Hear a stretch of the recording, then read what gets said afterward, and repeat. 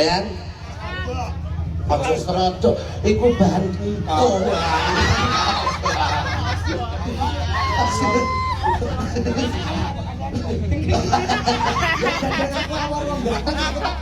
Lah ngono lho. Iki wong telu. Oke. Ayo Rene. Ayo ipin-ipin jamipan. Lho ora ngono aku wis Jadi ketuane sing kira-kira kok nanggung jawab sapa? ada apa?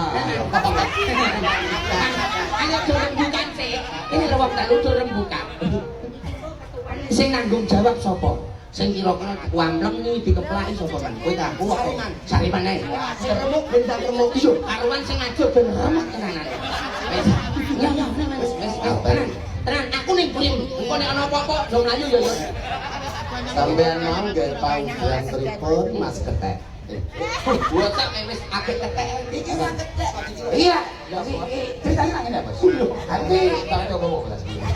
Sudah ngomong. Sing ngomong wau sinten? Asine aku mau dukung tok. Sendal sing ngomong. Oh, iya. Aku mau dukung. Aku mau ngandani malaikat kamu lho, kalian kapan. Oh. Kanca matane. Sing ngomong nek wong ganteng kakian dosa mlebu neraka perkara wedokan wae sih. Nah aku wonge tanggung jawab. Apa? Apa omonganku tetep tak tanggung jawab. Oh ngono. Aku ngomong piye ndek wau tetep aku sing nanggung jawab, Bos. Lah sing ngomong sapa? Liun. Ya. Wis sing ngomong. Kowe kan jalan tarat perenungan. Ngomong aku. Wis kanom, berapa mau? Ayo. Terus sik yo. Lambemu gegeden bocor. Kamat. Ayo bocah. Wis. Kuwi ngejeger ya.